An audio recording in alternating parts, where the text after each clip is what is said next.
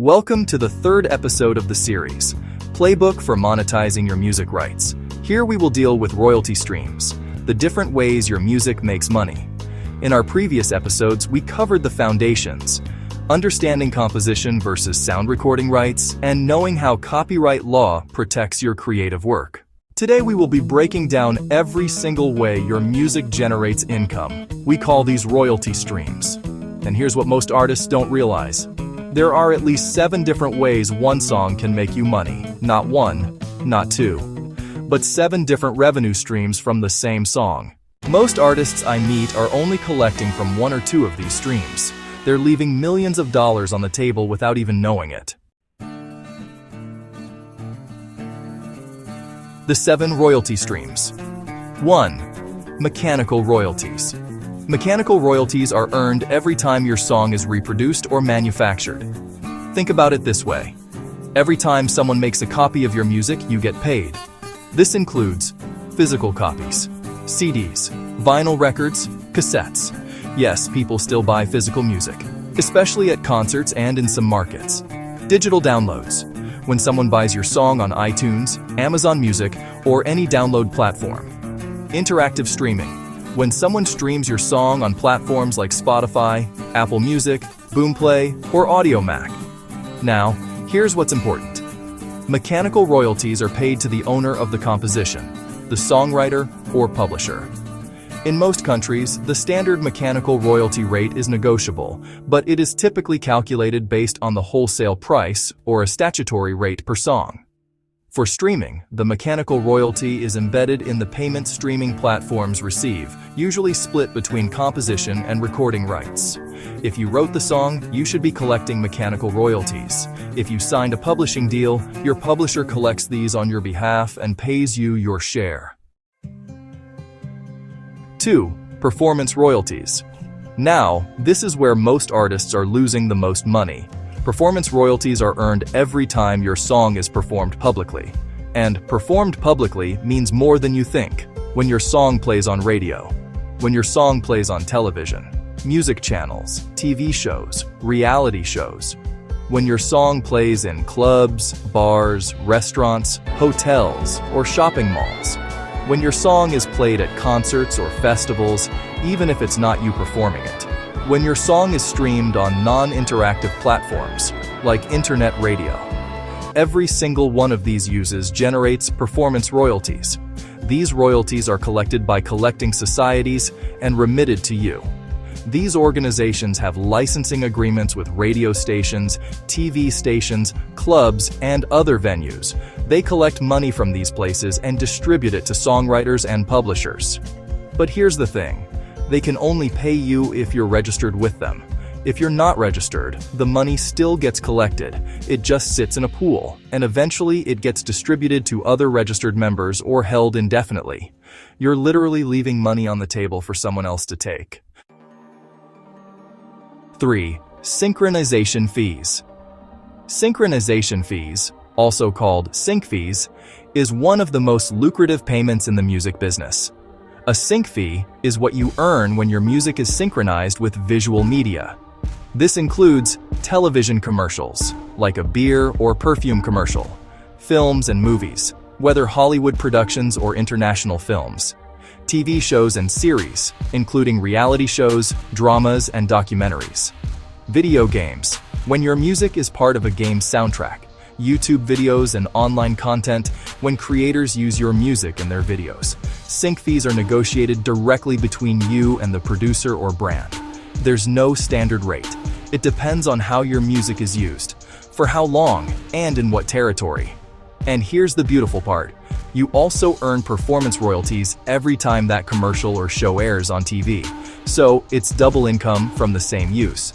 But you have to negotiate the sync fee up front. It doesn't happen automatically. And if you've signed away your rights, your label or publisher will collect it instead of you. 4. Digital performance royalties. Digital performance royalties come from digital and satellite radio, as well as non-interactive streaming services.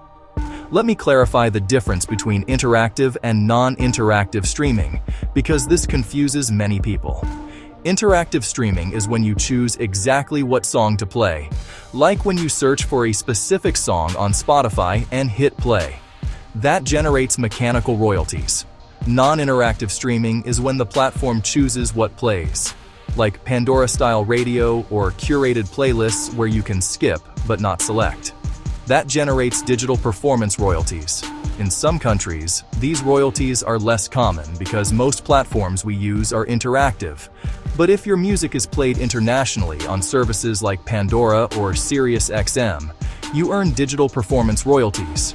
These are collected by organizations like SoundExchange in the United States. If you're an international artist or your music is distributed globally, you need to register with them. 5. Neighboring rights. Neighboring rights are also called related rights, like neighbors to performance rights. This is money earned by performers and producers when a sound recording is broadcast or performed publicly. Remember, we talked about two types of ownership: the composition and the sound recording.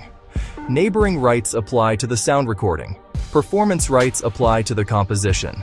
So if you're the featured artist on a recording, or if you're a session musician, or if you're the producer who created the sound recording, you earn neighboring rights when that recording is broadcast on radio or television, played in public spaces like clubs, restaurants, or stores, streamed on certain digital platforms. This is separate from the performance royalties paid to the songwriter. Internationally, neighboring rights can be significant. In Europe and other territories with strong neighboring rights laws, artists earn substantial income from these royalties.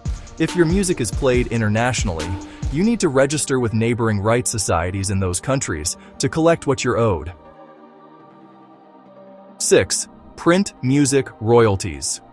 Print music royalties are earned when your song is reproduced as sheet music, guitar tabs, or in songbooks. Now, I know what you're thinking. Who buys sheet music? Fair point. This is the smallest royalty stream for most artists, but it exists. If your songs are used in schools, churches, or by musicians learning to play them, and if they're purchasing official sheet music, you earn print royalties. It's not common, but it's worth knowing about, especially if you write music that's widely performed by others, like gospel songs or popular anthems. 7. YouTube and Content ID royalties. This is a big one that many artists are finally tapping into. When your music is uploaded to YouTube, whether by you or by someone else, you can earn money through YouTube's Content ID system. Content ID works like this. You register your music with a digital distributor or rights management company that has access to YouTube Content ID. Companies like TuneCore, DistroKid, CD Baby, or locally, platforms like Freemi Digital in Nigeria. They upload a reference file of your song to YouTube's system. Whenever anyone uploads a video that contains your music, YouTube's system automatically detects it. You then have options. You can block the video, track it for statistics, or monetize it. Most artists choose to monetize. This means every view that video gets generates ad revenue, and you receive a portion of that revenue. This is huge because millions of people upload videos using popular songs, dance videos, lyric videos, reaction videos, covers, remixes. If you don't have Content ID activated, all that money goes to YouTube or to whoever uploaded the video. But if you're registered, you collect from every single video using your music. I've seen artists earn hundreds of dollars monthly just from Content ID without lifting a finger. Practical application: how you can earn and collect from every stream. Alright, now let's talk about action. How do you actually collect all of these royalty streams? Step 1. Register with a collecting society. This is non-negotiable. Once registered, they will start collecting performance royalties on your behalf from radio, TV, and public venues. This is free money you're currently not collecting. Step 2. Work with a digital distributor. Companies like TuneCore, DistroKid, or CD Baby distribute your music to streaming platforms and collect mechanical royalties for you. They take a percentage or charge an annual fee, but they ensure your music is on every major platform and that you're collecting streaming revenue properly. Many of them also offer YouTube Content ID registration, which means you're covered on multiple fronts. Step 3. Join international collection societies. If your music is played outside your country, you need to register with international organizations. For digital performance royalties in the US, register with SoundExchange. For neighboring rights in Europe, work with organizations like PPL in the UK or similar societies in other countries. Many of these organizations have reciprocal agreements within different societies in other countries, but it's better to register directly to ensure nothing falls through the cracks. Step 4. Never give away sync rights for free. When a brand, filmmaker, or content creator wants to use your music, negotiate a sync fee. Even if it's a small project, establish the principle that your music has value. Start with a reasonable fee based on the use, duration, and reach. Always get a written agreement that specifies what they're using, where it will be shown, for how long, and how much you're being paid.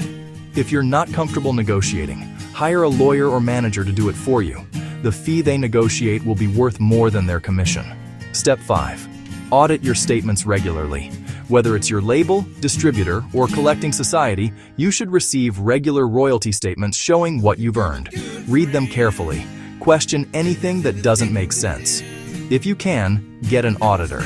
If your song was a radio hit but your performance royalties are low, ask why. If your streaming numbers are high but your payments are small, investigate. You have a right to audit. Most contracts include audit clauses. Use them if necessary. I've helped artists recover significant sums through audits. Step 6. Educate your team. If you have a manager or business team, make sure they understand all these royalty streams too. Everyone on your team should be working to maximize your revenue from every possible source. And if you're an indie artist, invest time in learning this yourself. Knowledge is power, and in the music business, knowledge is literally money. If you enjoyed this video, please don't forget to like, comment, and subscribe.